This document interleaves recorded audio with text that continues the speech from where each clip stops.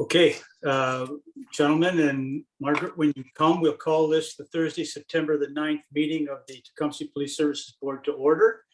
And I note for, I'm just going to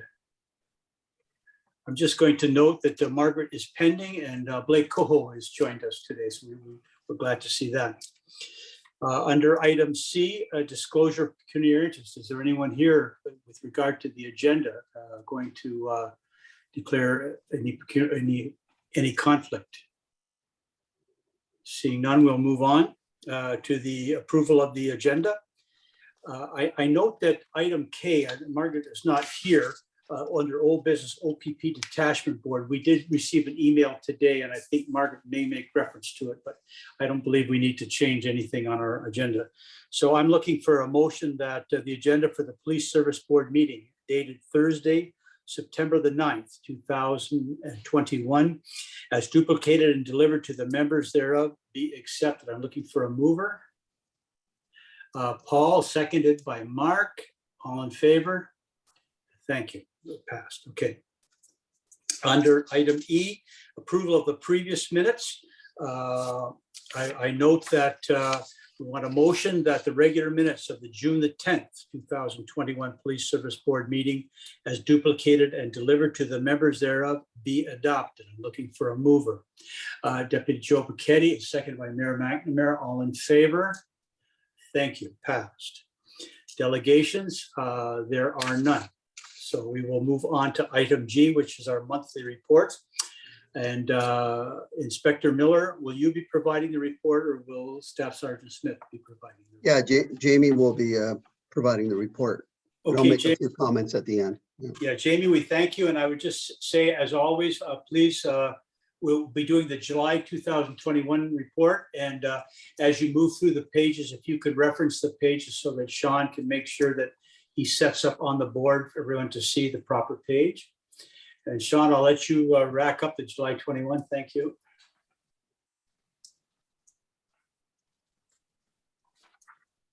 And Jamie, whenever you're ready. Okay, thank you, Chair. Good afternoon, everybody. I hope you enjoyed your summer. We've been away for a couple months here, and I don't want to steal the inspector's thunder. I'll let him touch on some updates within the OPP here. Some good things coming here at the end of this month, and I'm sure he'll touch on it afterwards. So I'll start on page 3 if you can there, Sean.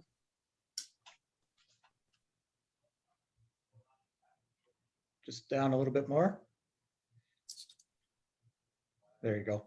Okay, these will be our top 10 calls for service for July.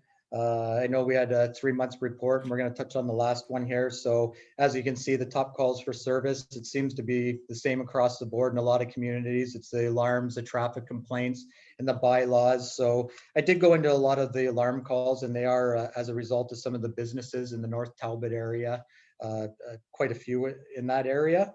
A lot of times it's businesses just opening and somebody triggers the alarm. In regards to the bylaw, you can see they're at 36. I looked up them and I think it remains consistent. It's usually music, it's fireworks, house parties, some parking complaints. We had a dog bite for one of them, and some issues with businesses within the community that past month with some of the noise. And we've addressed some of those issues with the assistance of the town and some communication with those businesses in regards to respecting the residents in those areas. So I expect to see those calls go down in regards to those businesses, and that'll be a good thing. If you want to flip over, Sean, to page 5.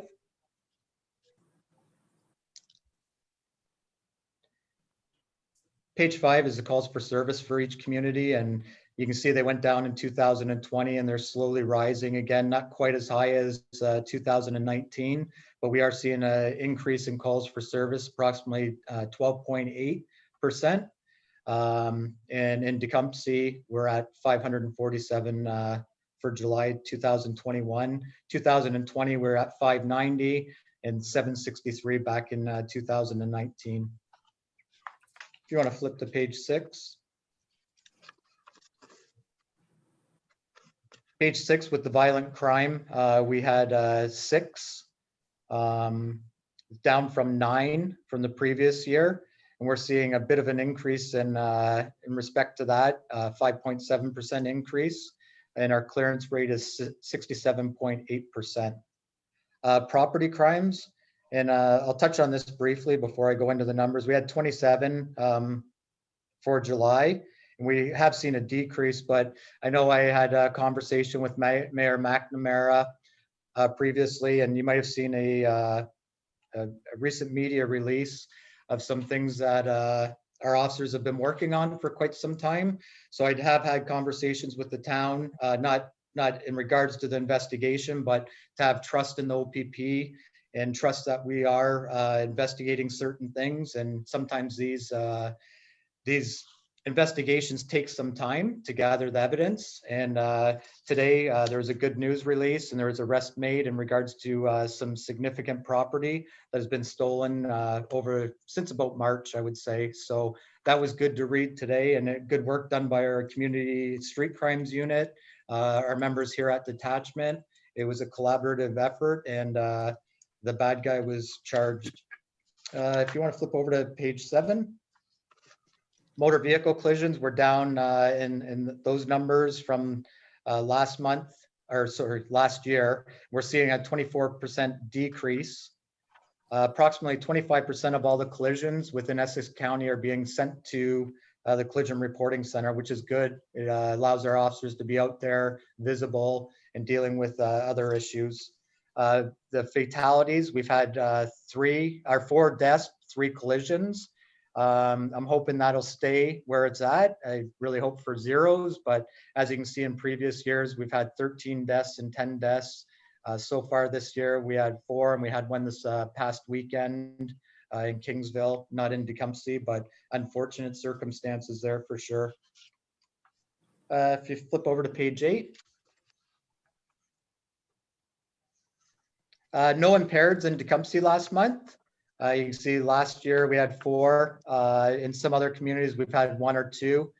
We are seeing a bit of a decrease in that. We were seeing a significant increase for a little while in impaireds, and I think the arrests that were made and the media attention that was garnered, I think I hope has had an impact on our community. For driver's license suspensions, we had 0, and that'll be in relation to no impaireds, no driver's license suspensions for impaired driving or over 80. If you want to flip over to page 9, Sean. So our criminal code charges, as you can see, we've seen an increase there. Overall, showing a decrease 13.3% across the county, but in Tecumseh, we did see an increase 37. I did look them up to give you a little bit of feedback to what they were. We had sexual assault. We had a gentleman that was homeless that was in the community.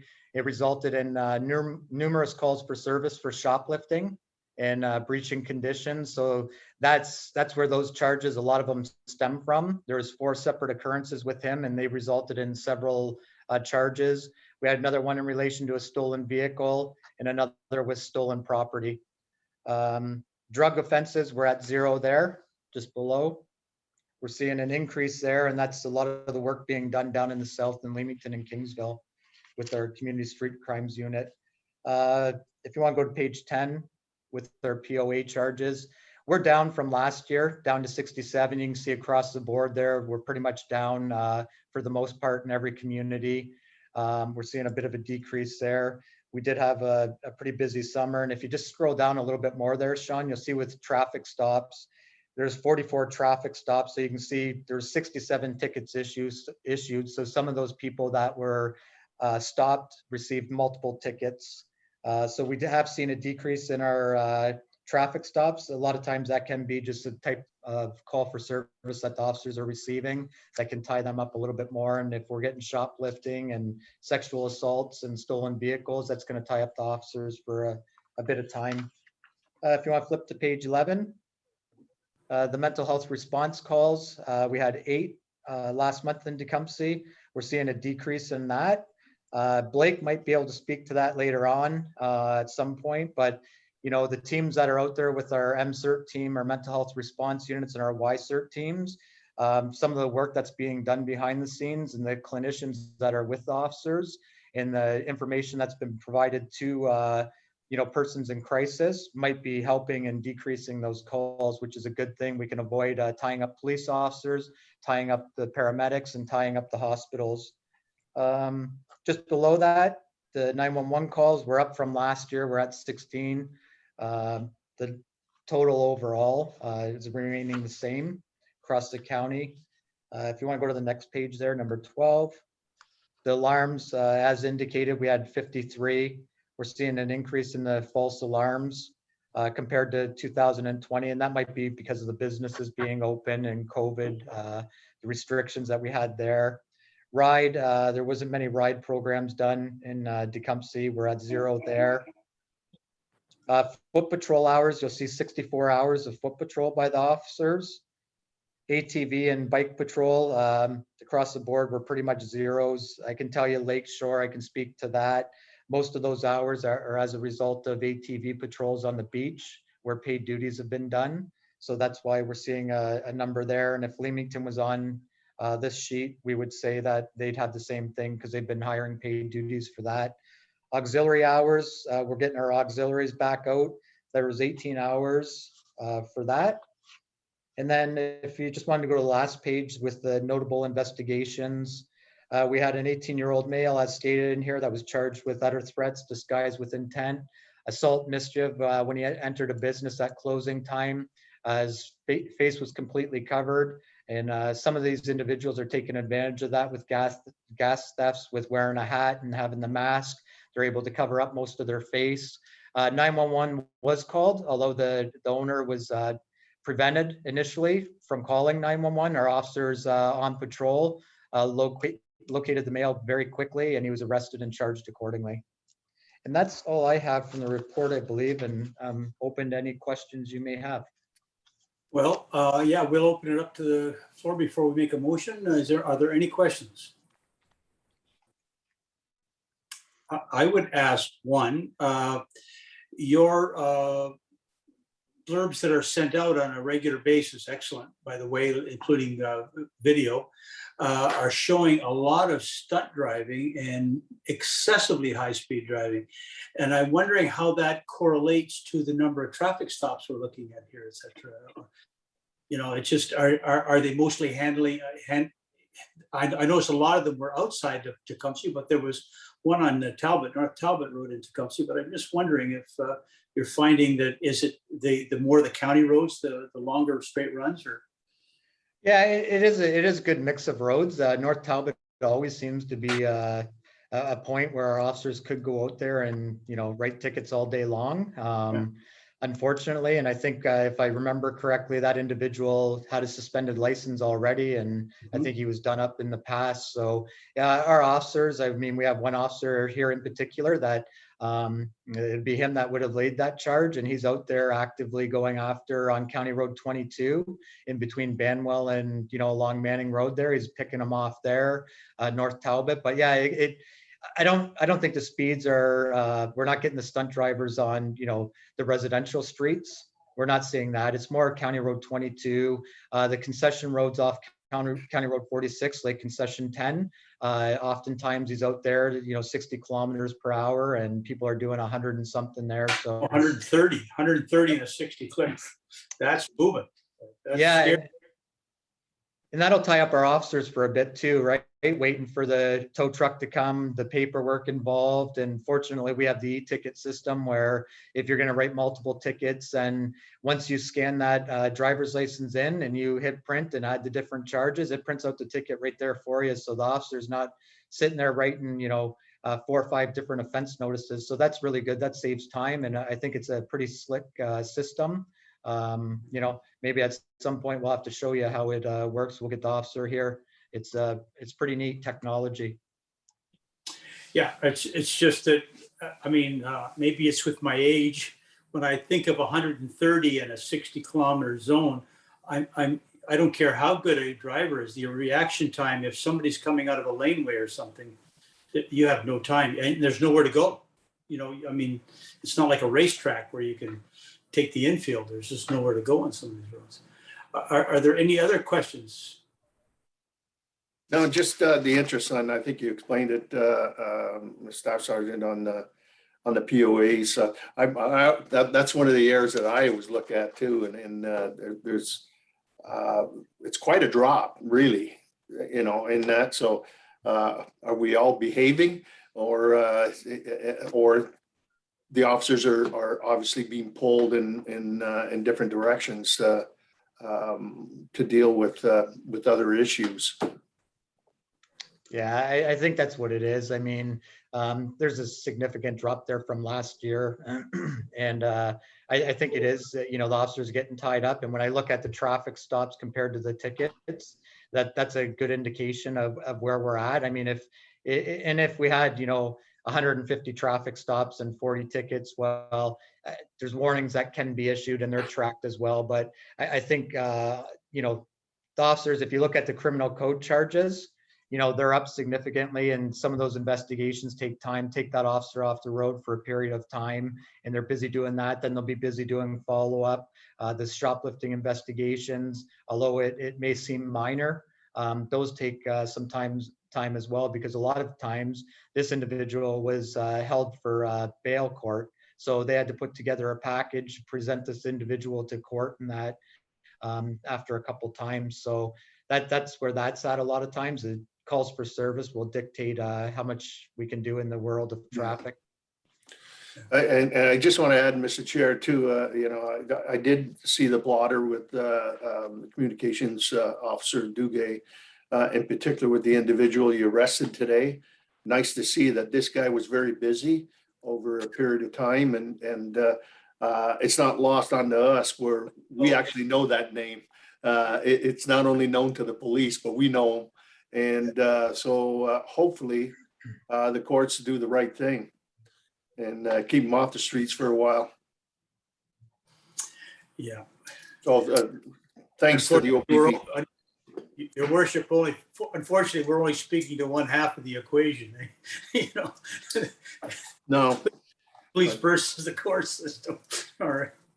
Any other questions, comments?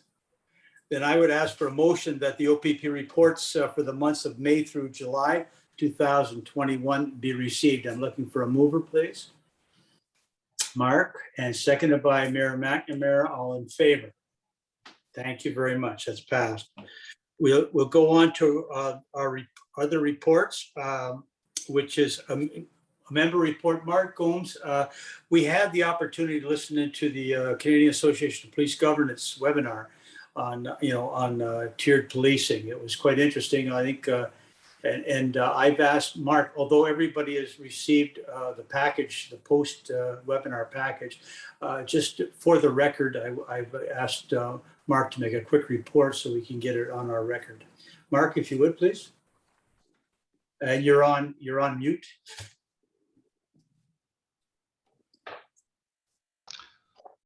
Thank you, Mr. Chair. I did have like 6 page written notes, but I was told that I had to keep it short, so I will do the best I can here. So the tiered policing, an alternative model of police service delivery. The webinar was presented on August the 26th by Chief Jim McSween and Inspector Tim Skinner from York Regional Police. Discussions of tiered policing is sometimes controversial among different levels of officers and police personnel. The question more commonly asked is what types of police personnel will perform various police functions. The functions are considered as police with limited power of duties, special constables, private security, civilian members, and community partners. The budget pressures and the limited police resources that exist for each service has created this option to be explored and considered. Tier policing can employ a wider mix of different employees or services with different experience to perform some of the duties. And this all results in cost savings and gives the frontline officers more time to concentrate and perform higher priority service in the community. Tiered policing was created based on a concept from the UK. The research from the UK has proven and suggested others who do not require legal power of sworn officers that can pursue or can perform some of the functions of policing, therefore resulting in the work being performed at a more cost-effective savings, and that's what it was all about. This was new to Chief McSween.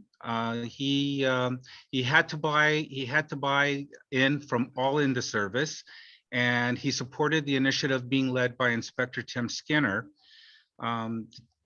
Basically, tiered policing personnel typology is made up of the following: sworn police officers, police personnel limited powers, maybe unarmed, limited legal power, civilian police employees, special constables, auxiliaries and cadets, private security, community groups, or civilian volunteers.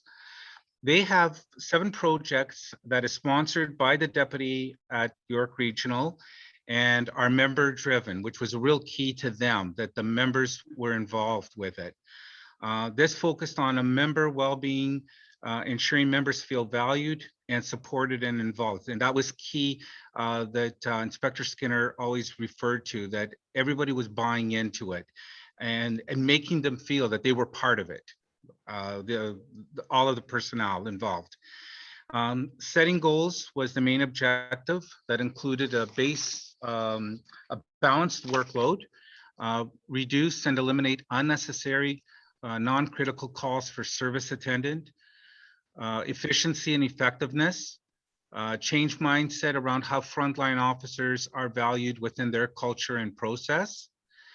And I'm just going to go through some of the examples of the projects that shows efficiency and effectiveness, and mostly the cost savings, because that's what it really came down to also.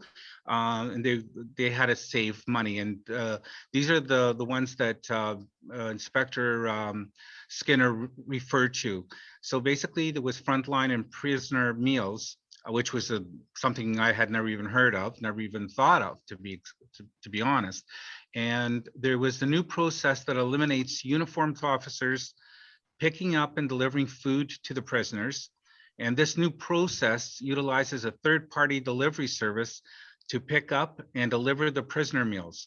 And this was a savings of $265,902 alone. Again, this is York Regional, right? Frontline and unverified alarms, which our Sergeant Smith referred to about alarms. Started on June the 1st, 2020, they launched the Verified Alarm Response Program.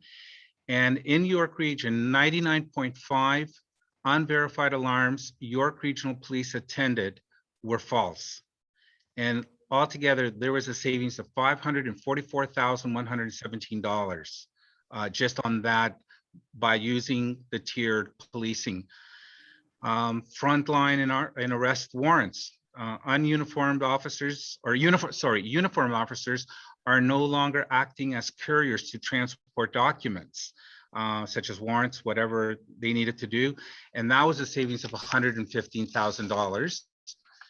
Then they have a call diversion unit. And an example of that is like, so the complainant had his vehicle broken into, let's say in the evening, and there's only thing was stolen was some property from inside the vehicle. The paperwork now that needs to be completed and followed up with a complainant is now conducted by a non-uniformed personnel, just to get the information to the officer after. Again, that eliminates now that officer being tied up with that when someone else can do it. Crisis support worker. Well, Blake does a lot of that with the people he's involved with. They had a savings of $115,000. And then they had a frontline court after night shift, and that was a savings of $44,000 in frontline overtime that they saved. So the total savings for York Region was $1,042,247. Annual. Annual, correct. And York Regional Police is very happy with the outcome of this new initiative of tier policing. Inspector Skinner stated that it has been a complete success. And just to add a note to that, Mr. Chair, I happen to know Inspector Skinner personally. I worked for his father when he was a funeral director and owned a funeral home in Strathroy. So I knew Inspector Tim, he did come from the UK. So that concept, he was already very much familiar with it. And he was the driver to York Regional to bring that to the forefront. And Chief Jim was new in that position also. And so he took the opportunity to get that started. And it's obviously been a success for them. And so basically that's my report to you, Mr. Chair, and to the board. Thank you, Mark. I would say one thing that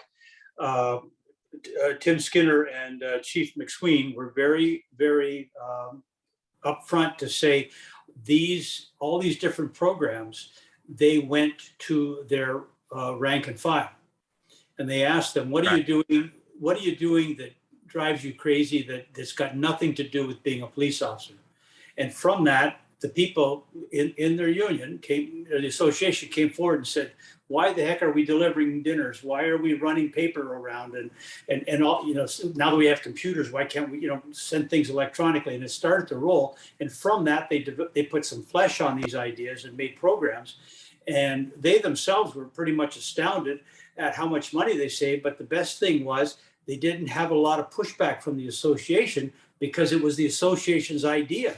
They still had, they were still doing what they were trained to do, what they were equipped to do, what they were armed to do. And they were taking the things that made no sense to police officers out of the mix. So I think that's what they were trying to get, I think, to everybody, was that tiered policing is not necessarily a destructive thing for the police associations. It can be a very good thing for the associations. So any other comments? Anyway, everybody got the package. Yes, please, Gary. Yeah. Well, I'll tell you, it's refreshing. Thank you, Mark, for those comments. It's ironic that the Association of Municipalities of Ontario in 2015 released a white paper with 15 recommendations, and by God, that's exactly what's being brought there. Yeah. And if we go back to that time, it was policing costs and the escalation of it. Also, who helped us also in developing that paper was a gentleman by the name of Dr. Christian Luprecht, who is a professor at the Royal Canadian Military College in Kingston. He's an authority on the military / and police worldwide. And he's authored numerous books in breaking things down in terms of active policing duties and a lot of the other items that could be done with not a full armed sworn officer. That's the point. And just to the point that the staff sergeant made earlier is how we pull our officers in different areas, and it's not it's whatever the flavor of the day out there in crime and so forth, and what they're investigating and so forth, even securing sites and so forth from arsons and so forth. So it goes on and on. But I would for those on the committee, if you go to the website and access the AMO and look at the policing white paper that was presented to the government of the day in 2015, it makes for a good read. And I know on the website alone, it's received tens of thousands of hits, and not only in Ontario, but across the country. And so a lot of what York Region is adopting was recommended in that white paper back in 2015. Excellent. Okay. Any other comments? It was actually a surprisingly well-run and very informative webinar. There was a lot of people listening in. Okay. We'll move on to item H2. It's the Community Safety and Policing Grant Structure Analytical Report on the Mental Health Act Calls for Service. And Blake, I think that's why you're here. So would you like to put some flesh on that? You know what? Before we go, I think I'm remiss. When we were done our police reports, Inspector Miller, I did not ask you if you had any comments on Staff Sergeant Smith's report, and I wonder, did you want to wait maybe until maybe new business and you can make a report to us? Yeah, that's fine. We'll just carry on, I think, with Blake, for sure. Yeah, my apologies. That would have probably been a great opportunity. I apologize. But Blake, if you would proceed, please. And you, Yes, thank you, Chairperson. So I believe there is an analytical report forwarded in. Yeah. Could we bring that up possibly? I don't know if, Page 88, I believe 88 to 94. yeah, it's,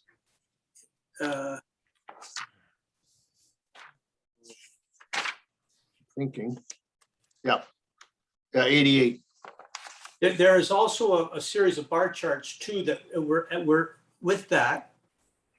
I think that's the costing, but there, Yeah. Blake, did you want to speak to the actual calls for service? Yeah, why don't we speak to that? Because it kind of brings it a little bit more into context. Yeah, okay, that's, Sean, I think that's the other, there were two attachments to that, and I think that's the other one, please. Bingo, there you Yeah. go. That, Great, thanks for bringing that up. So it's just basically a snapshot of the mental health calls that are across the county, and we divided it down into municipalities over a 5-year period of time, just to give you a little bit of context to it. So those data captures were from 2016 to 2021. During that time frame for mental health calls for service across Essex County, there was 5,300 calls for service. So quite a few. As you know from your regular police service board reports, it's generally in the top 10 of calls for service. Specifically, there's been during that same time frame between 2016 and 2020, there's been an increase of 63% for calls for service for mental health calls. Now, some of that isn't just based on, capturing that people's mental health is declining, but moreover, police are getting better at recognizing that. So we're capturing that data a lot better in the years forthcoming, which has been fantastic, really. But what I want to draw your attention to is specifically because we're talking about Tecumseh is on page 3.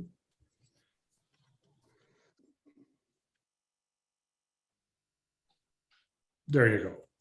So on page 3 is specifically for the town of Tecumseh and your calls for service in regards to mental health calls.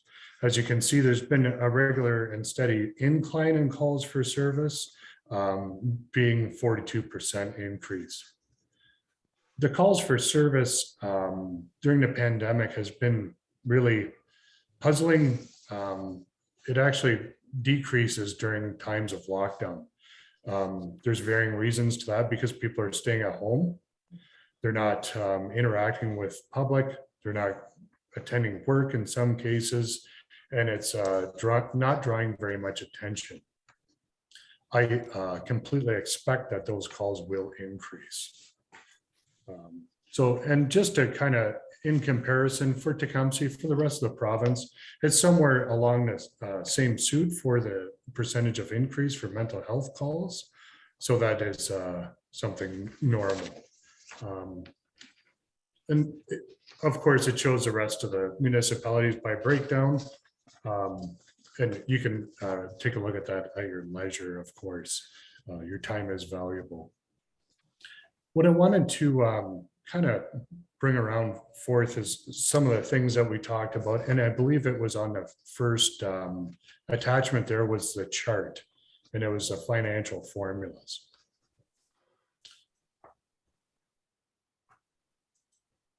Perfect. If you could scroll up just one more page, I believe that's page 88. So previously we met and we proposed an idea through an Ontario government grant.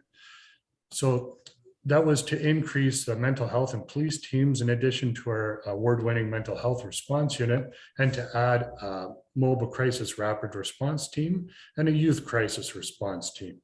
And so what those would do is responding to calls for service for the youth in question team would provide calls for service and follow up for young people. So at that time, we could capture our MHRU team providing follow-up for those people, providing a service for people in crisis, both adults and youth, and taking care of people from young to old. With your approval, we sought a government grant, and it's through the Ontario government. That was allowed because of municipalities have a Section 10 contract with the OPP, which affords eligibility to government grants that would not be eligible if you're not in a contract and have a police service board. So otherwise, you would not get any of that funding. And it's not eligible directly to municipalities, but it's for police helping victims of crime and such as this mental health initiatives. So with your blessing, we kind of started our MCERT and YCERT teams. And you could see the allocation based on the PSB request of what each municipality's allotment was for that incentive. So we broke that down into MCERT and YCERT just for ease of reference. And we pooled that into 2 projects for your grant. And you can see by each municipality, you can see by looking at it, obviously, that the government grants completed a total of $189,375 for each project per year. That was a period of 3 years. It will end in next April. As we know, if you can scroll down to the next page, please. I believe it's page 89. Thank you. So because Leamington is no longer part of a Section 10 contract, they lost their allotment. So in losing their allotment, they lost $44,200. So that was removed from those 2 projects. Rest assured, this is not going to affect any operations. We've still been continuing on as, you know, we've been performing up till now. And it still allows to have those 4 social workers from Hotel Dieu Grace Healthcare attending calls for service with police free. So they're doing that in partnership and in concert with us. We're essentially bringing a mental health emergency room to people's doorstep. We're keeping them out of their hospital, keeping them happy and healthy in their own home. And I know there was some questions just surrounding the budget. So here it is. And it breaks down everyone's allotment. And like I said, rest assured, moving forward, that'll continue. Mr. Chairperson, if you don't mind, I just wanted to a couple points just to leave people with before you have any questions. Perfect, go ahead. Yeah. So just in reference, so people realize that, like I said, Tecumseh is relatively similar to the rest of the province as far as people having mental health issues. And for reference, in Canada, people aged 40 and over, by that time, 1 in 2 people will have developed a mental health issue. Just because you develop a mental health issue does not mean that you cannot recover. And it takes a whole community to help people who need it. For people who have mental health issues, you're more prone to be a victim of crime. We're very well researched and approved to help these people with the mental health and police teams. There's been a lot of research and background, and this is best evidence. As Mark pointed out earlier, talking from the UK initiatives, this is it. So they do a lot of initiatives first, and we follow suit based on our community partners. OPP and Hotel Dieu are completely committed to improving the well-being of people who reside in Essex County, in particular Tecumseh as well. And I hope that the town of Tecumseh continues to make mental health a priority. And under the Community Safety and Wellbeing Act, that's what we're identifying exactly these teams are doing. So I want to say thanks for your continued support.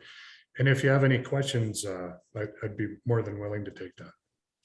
Blake, listening to you, there's a lot of empathy in your voice for what's going on. I think the right person has been put in charge of this program. So I thank you very much for the details you brought to us. And I'll open the floor for any questions that people may have of Blake. Jamie, inside, please go ahead.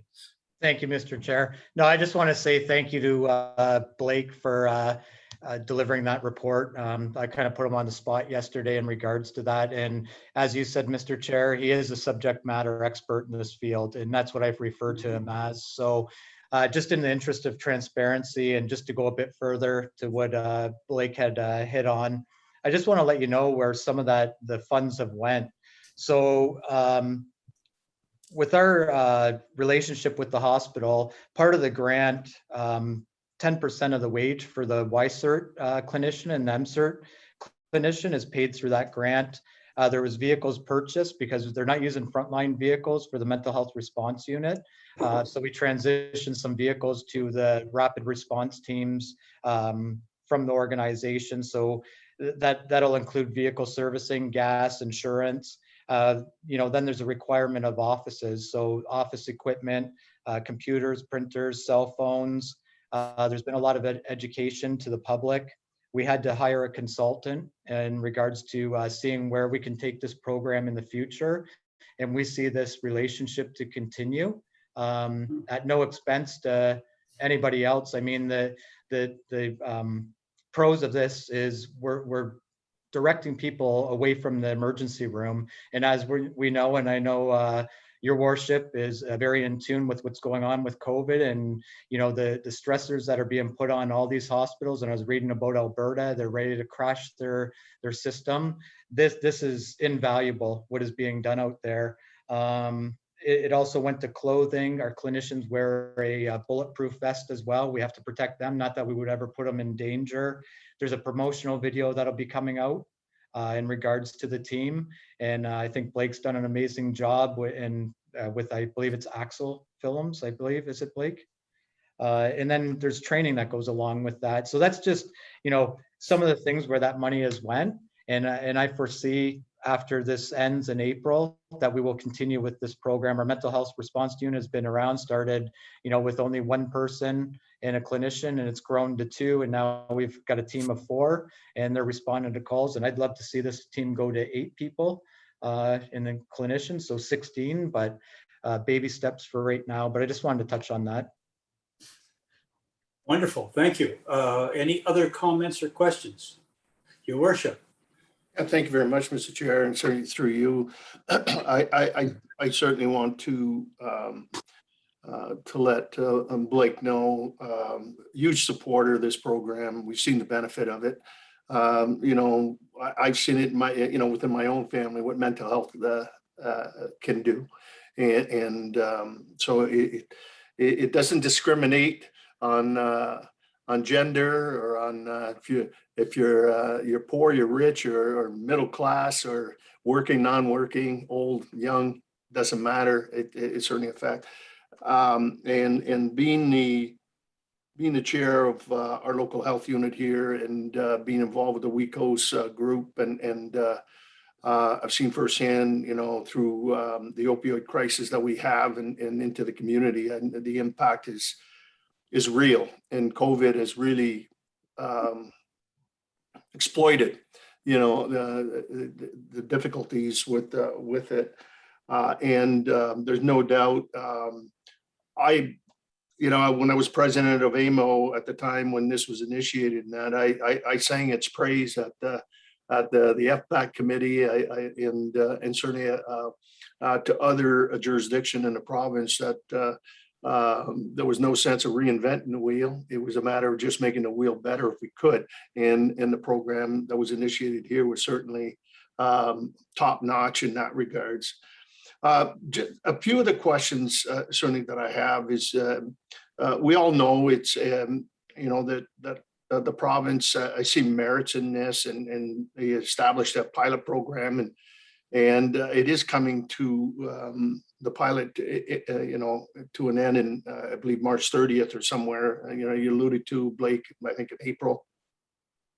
And certainly the in the report, and I know I've had the opportunity to have a conversation with our CAO, and when I looked at the numbers in that, and I'm not complaining that the amount of dollars that were spent here in our community, but looking at the numbers and comparing ourselves to, say, Leamington, for example, their numbers are much higher, but the money was it was less. So I don't know.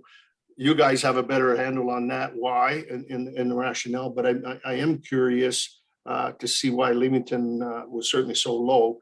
I do understand moving forward as a section 5.1, they chose that new model. And so with that, you lose out on certain benefits, that a section 10 would have. So that'd be one of them, and certainly into that. And fully understand that when you initiate this program, they're incidentals. I mean, it's not just you take somebody from Motel Do, take an OPP officer, put them together, go knock on doors, do your thing.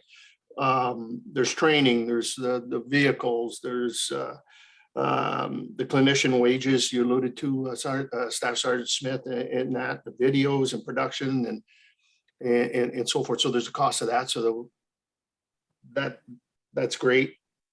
The concern that we have is that moving forward, will that continue in 2022?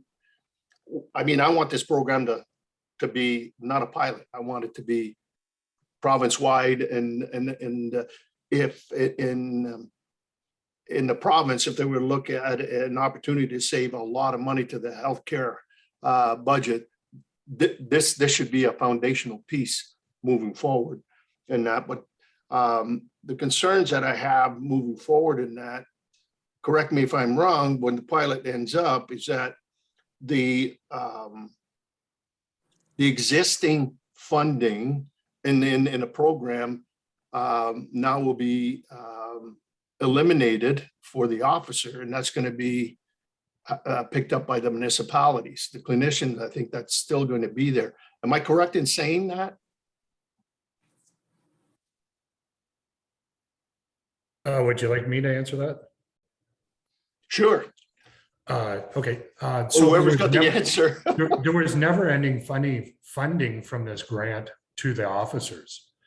So out of all the police forces in Ontario, because we're the Ontario government, we can't take money from another ministry to pay for an officer's wage. Municipalities actually have that option. So the only thing that we could do is partially fund in this case, the social worker, up to 10% of their salary. Hotel Do is offered up the rest of the salary for that person because they see it as such a benefit to the community, obviously. And the whole basis behind this grant was that it would be standing on its own two legs at the end of the 3 years. I would love to see this as a community standard across the province. Anyone that you can tell that to would be fantastic.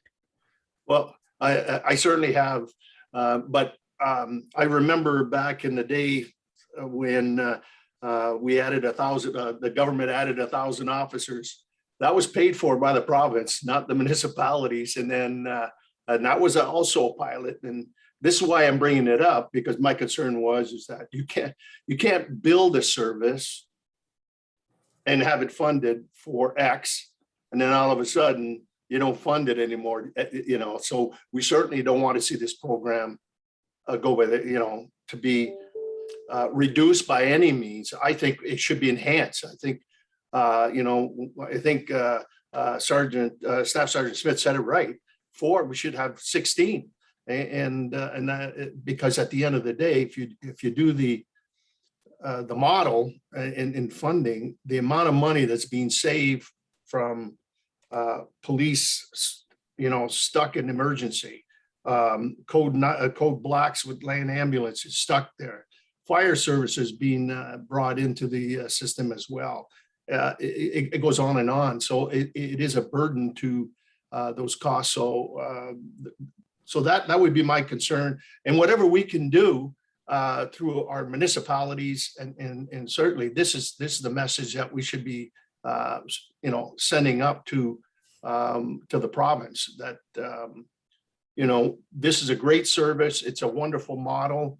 And the funding that we were getting should not only be maintained, it should be enhanced, you know, because at the end of the day, I would like to see that amount of money that's being spent to date is what was the return on that investment?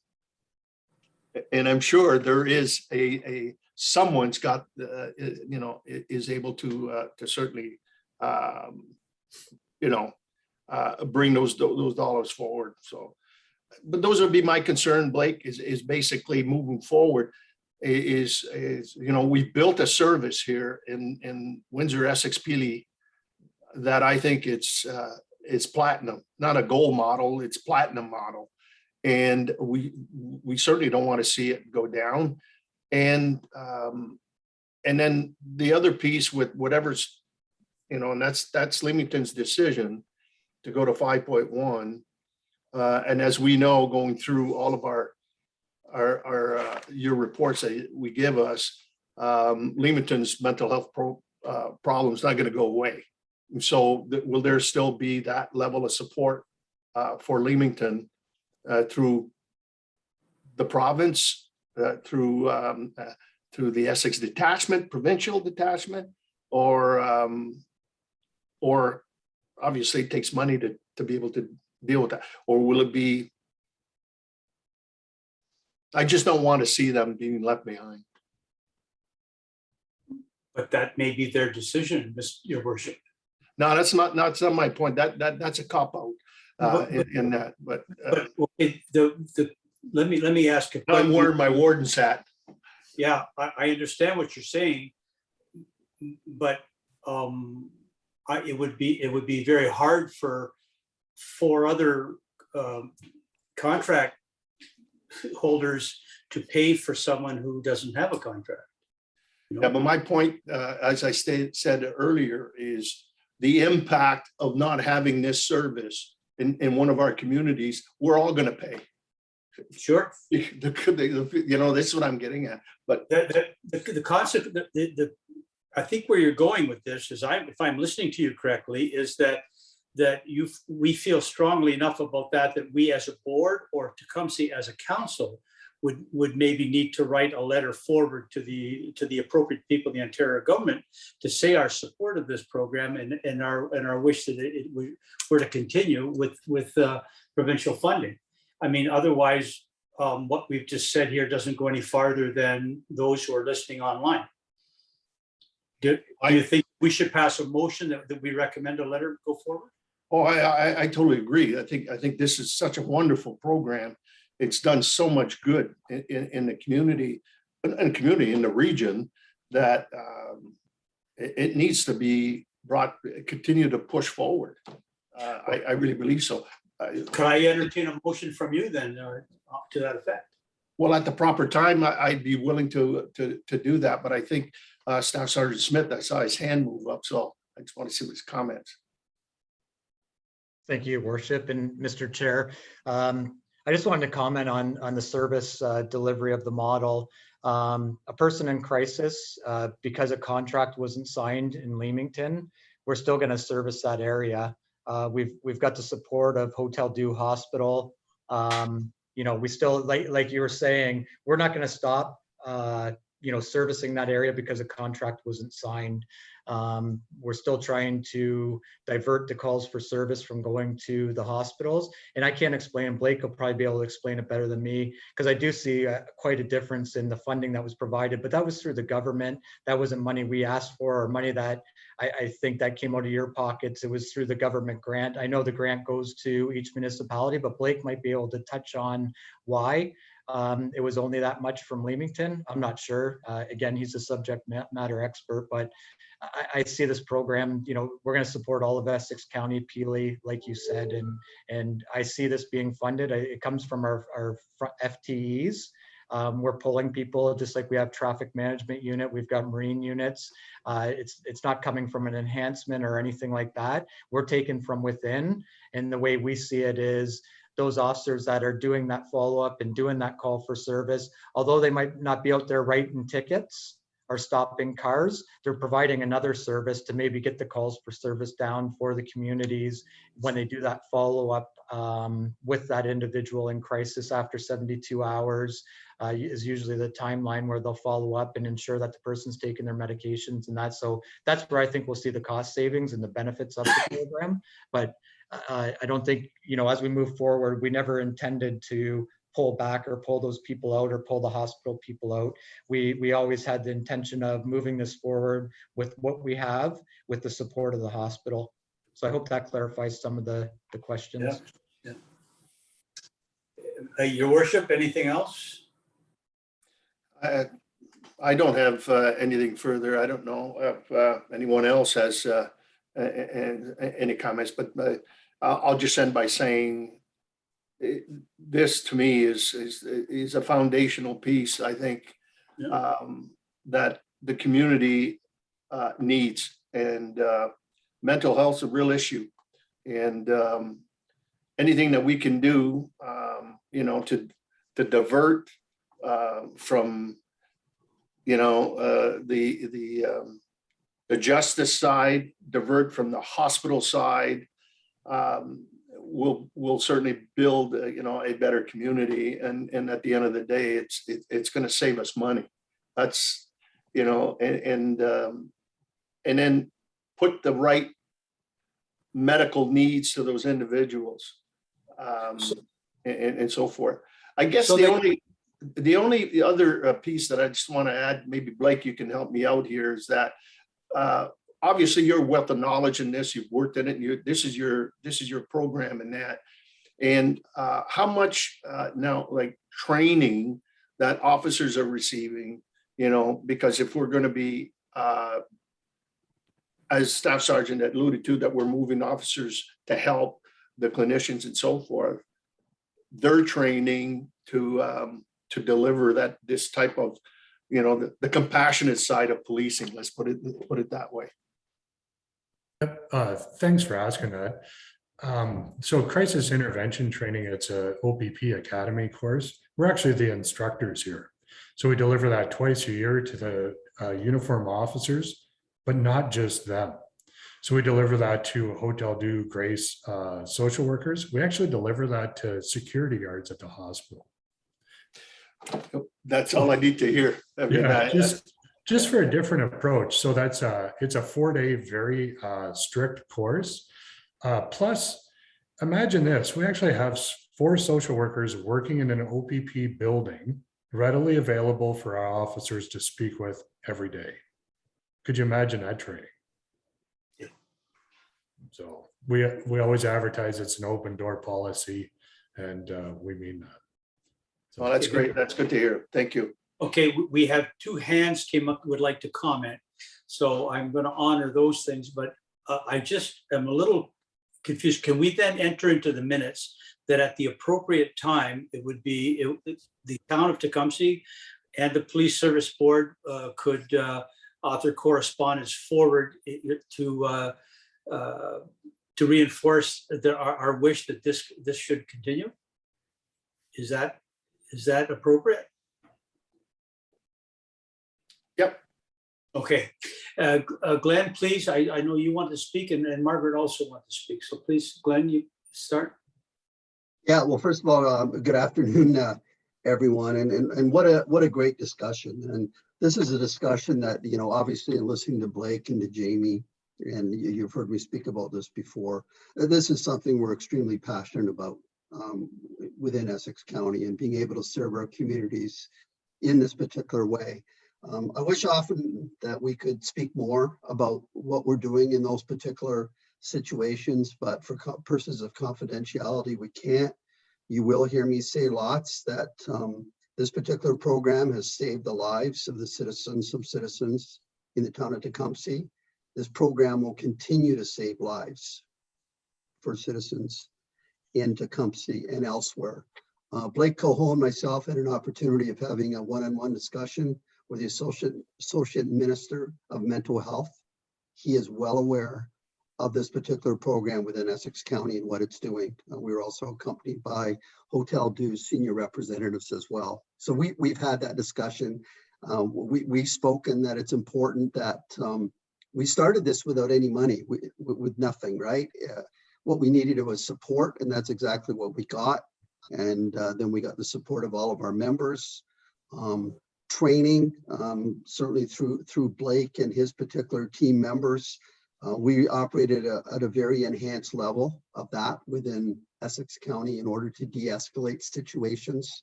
We want to be able to save lives. We realize that individuals, so sometimes are inflicted with mental health issues, will struggle with them for the rest of their lives. However, these are valuable members of the community that contribute in a significant way. What the community doesn't see is the struggles that they face.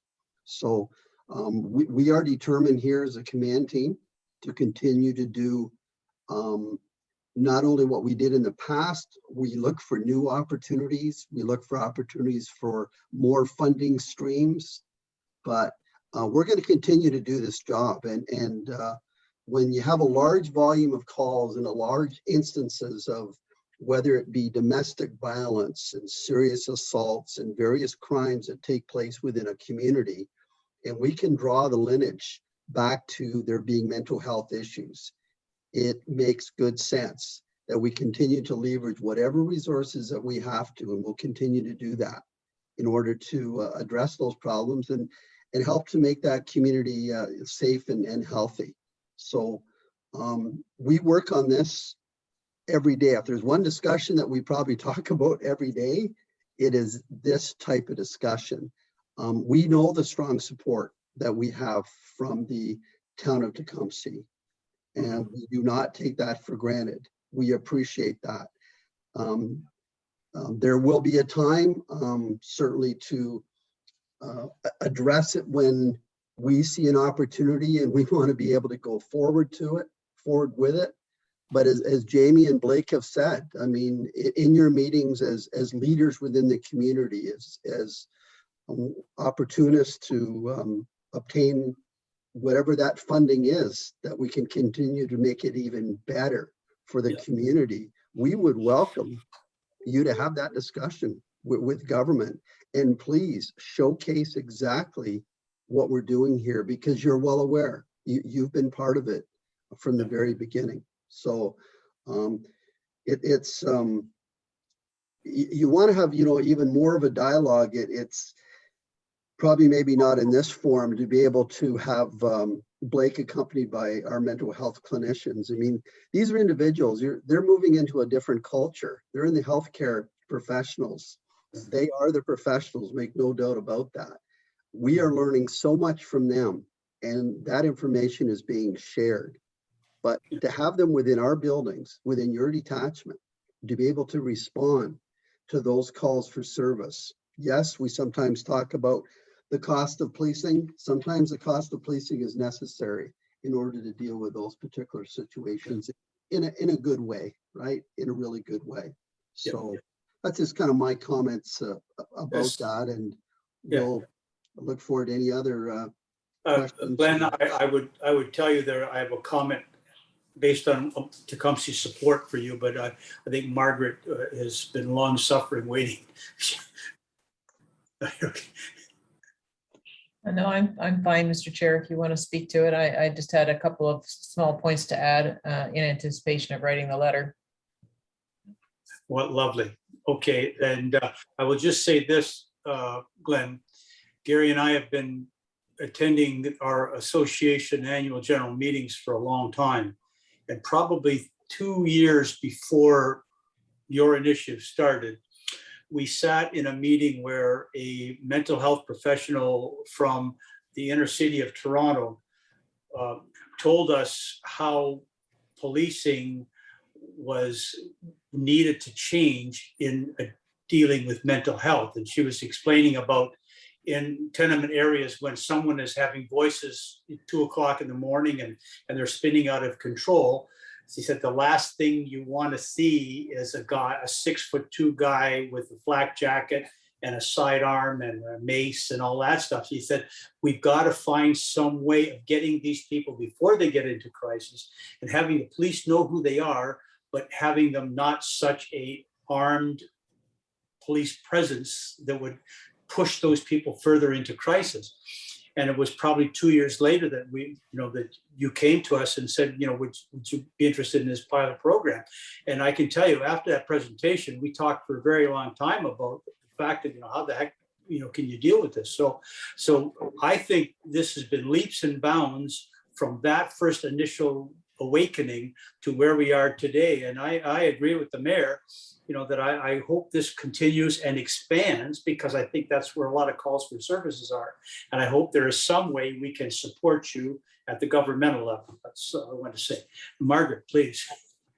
Thank you, Mr. Chair. In anticipation that, that the Police Service Board and the town want to send a letter to ministry with respect to this program, it would be helpful if we had any metrics that you could provide in terms of the number of calls for service that you've conducted for the pilot. It doesn't have to be just for Tecumseh, if you can do it even regionally. Any cost information, cost per call, or any way of measuring the value of this relative to the offset to public health costs. I think we want to emphasize in the letter that this is a social service. This is a healthcare cost, shouldn't be borne on the backs of the property taxpayers. Policing is paid for by the property taxpayers, and we get that we're already making a contribution because there's an officer, if I'm understanding it correctly, that attends with the clinician at these calls after the initial call. So that there's already a component of this that's funded by the property taxpayers through the police service. The rest of it should not land on the property taxpayer. It should be recognized as a provincial cost, because they are responsible for both social services and healthcare costs, and that should not land, certainly not at this tier of local government, which has no jurisdiction in health or social services. So any metrics that you can provide on that, how the service how the pilot has provided a service, any numbers that would be useful that we could cite in this correspondence would be welcome. Thanks. So that's a very positive go forward right there. Good. Yeah, I mean, it's there's no doubt, and the associate minister, Mr. Tabolo, is he knows Tecumseh very well, and I have actually a relationship with the minister, and but I think as the CAO just alluded to, it's there's really a huge benefit for them to really look at the big picture, the health of our citizens, and also not only it shouldn't be borne all of some of it on the property taxpayers, but this is a healthcare issue. It's become a healthcare crisis, really, and the distribution of those funds. And we certainly don't want it to be just borne entirely by the OPP either, because we've got other issues we got to tend with, as we all know. But this is why, it goes back to my original concern is what happens at the end of the pilot and how they move forward on this. But there is no doubt this is such a successful project that I guess I'm preaching to the converted, but this is a no-brainer, as they would say. So I would, in waiting for those metrics to come to, say to Margaret, I'm prepared to move, Mr. Chair, that we write, and what I would like to do is, even at some point in writing, is to have that discussion face-to-face, a Zoom, with Minister Tabolo, and to really sing the praises of our project here over the last few years, and the rationale why we should move this thing in a very positive way beyond March of 2022. So that's a motion, and I'm looking for a seconder. Mark, thank you. And so all in favor? Good. There we go. Thank you, Mr. Mayor. Appreciate that. Let's move on to the to reports, H reports item 3, and that is the 2020 to 2022 OPP action plan. Now, Glenn, did you want to speak to that? And maybe also, I know you had some thoughts you wanted to pass along as well. I think this is a wonderful opportunity to do both of them. Would that be okay? No, that'll be fine. I believe that everyone has a copy of our of their action plan or whatever. And actually, it takes a while for these to get printed. I mean, they're doing it for right across the entire right across the entire province. But it's it's a public document. It's actually on our website for Essex County OPP. So members of the community can kind of see exactly kind of what our focus is and what we're doing. And, we're also obligated. That's why, like, administratively, extremely busy, handling a myriad of requests constantly. We also do progress reports as well. We have to report back onto the government in relation to all of these things. So we're fortunate that we have an analyst that can provide that analytical view for us and see exactly what it is that we need to do and why we're doing it. It also showcases exactly what the police officers are doing that are working within this particular county. And again, our stance is very strategic. It is very proactive.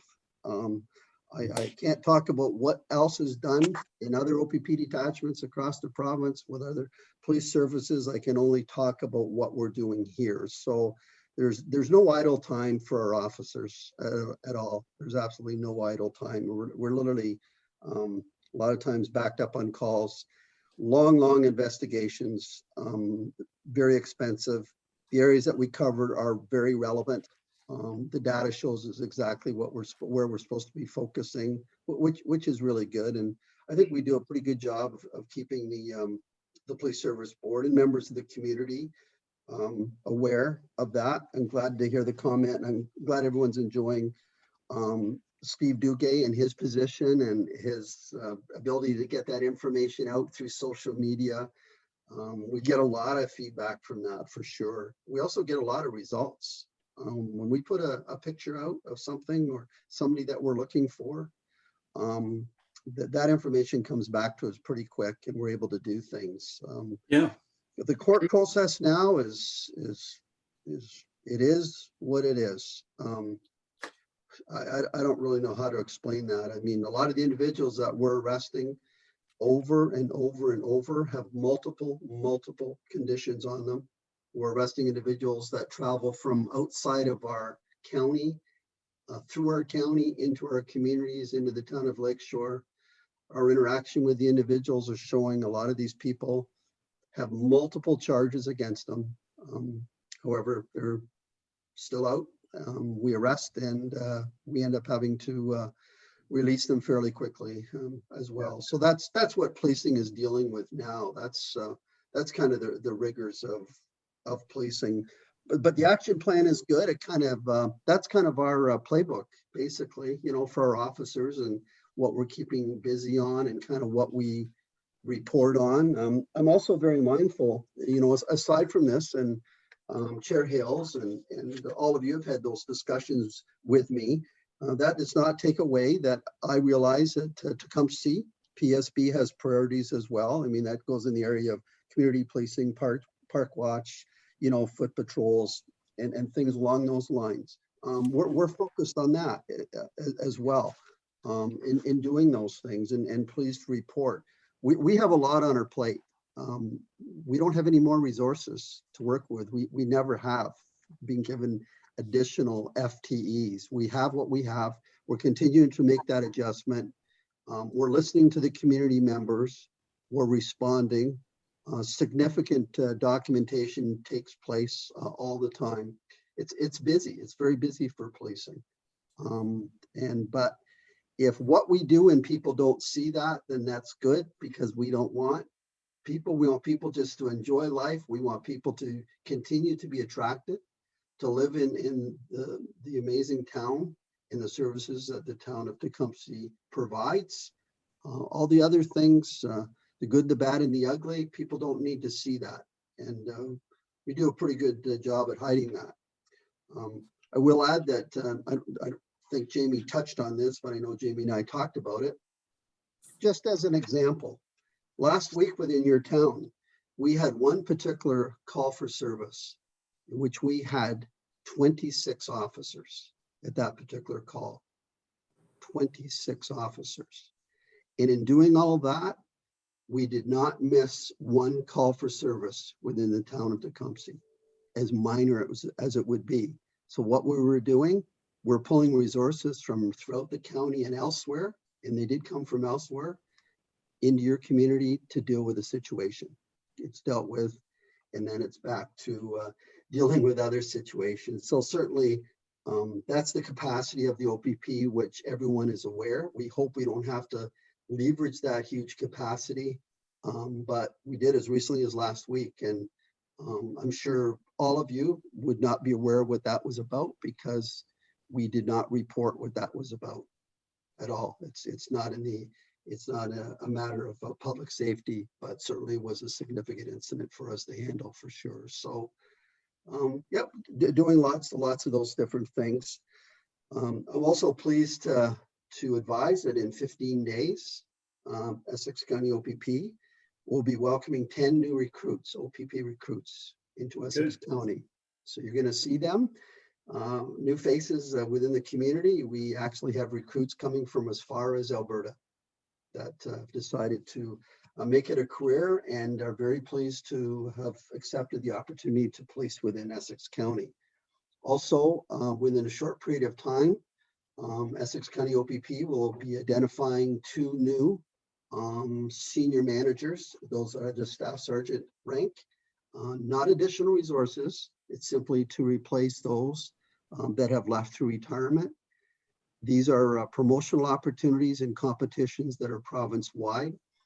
You can well imagine how much is involved in those particular processes, a lot. We're currently also underway identifying 4 new platoon sergeants that will be policing your communities as well. So we're very fortunate the organization sees the workload that Essex County is under, and that the commissioner has responded in a positive way and through regional headquarters as well as of giving us those particular resources. So that's works well. What I'd like to be able to do at some of our upcoming police service boards with permission of the chair and everyone else.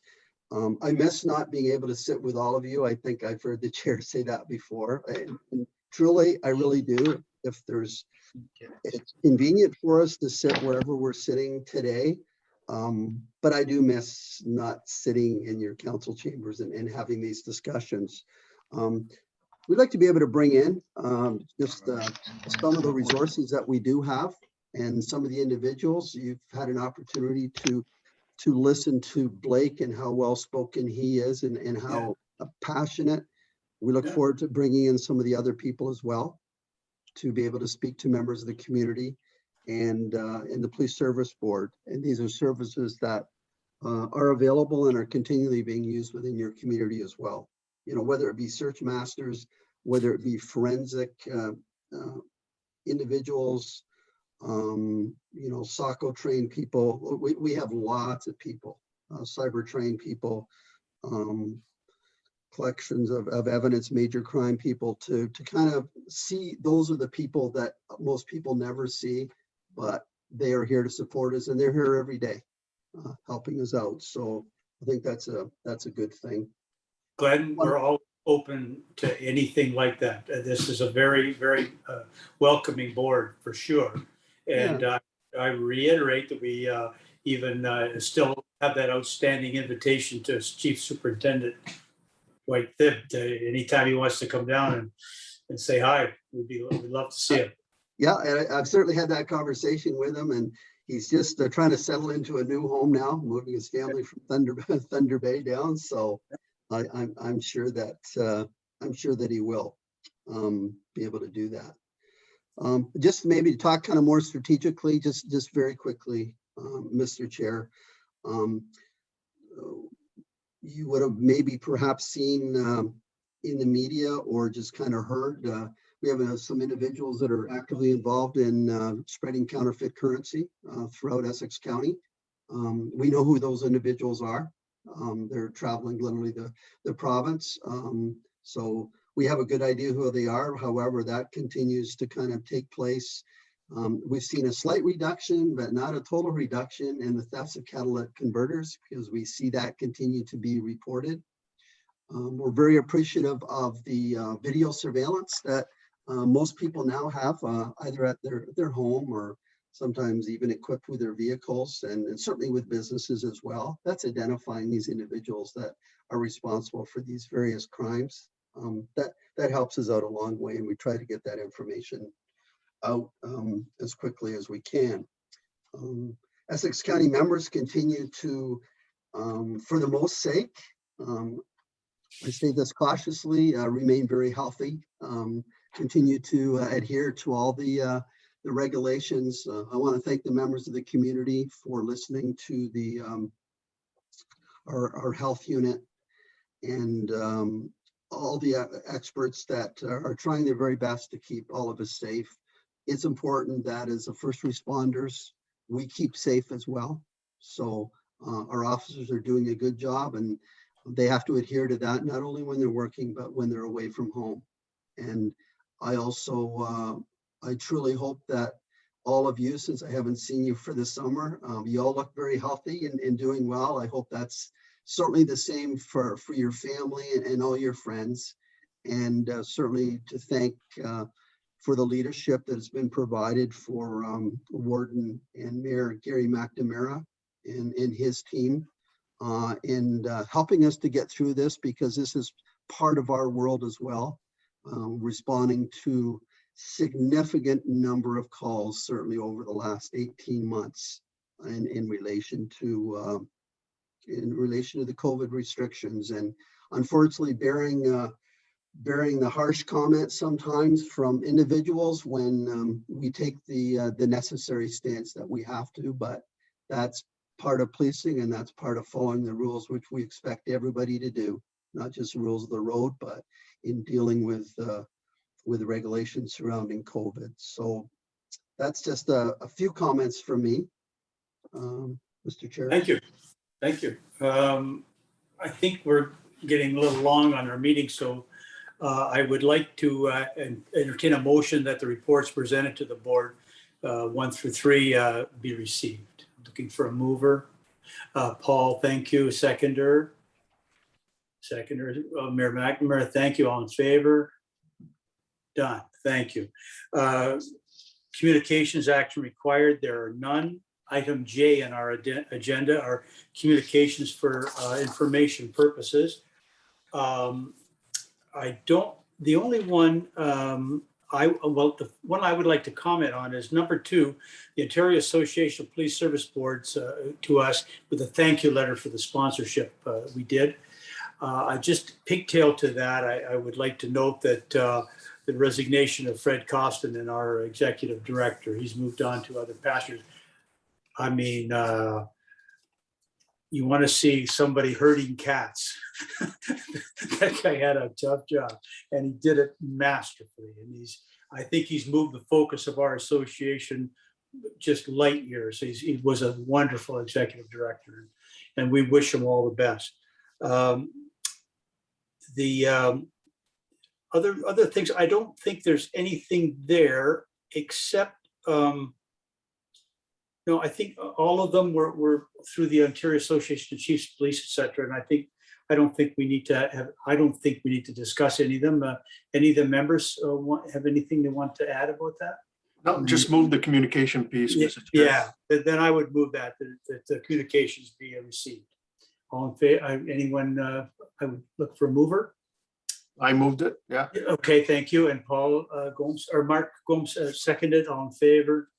Thank you. We're done that. Old business, our OPP detachment board. I know we received late an email. Margaret, did you want to speak to that? The status of the Essex detachment board, police board? I can give a brief update, Mr. Chair. Thank you. We have had some outreach from the Ministry of the Solicitor General on the detachment board. they did make an inquiry with respect to clarifying community representatives within our submission.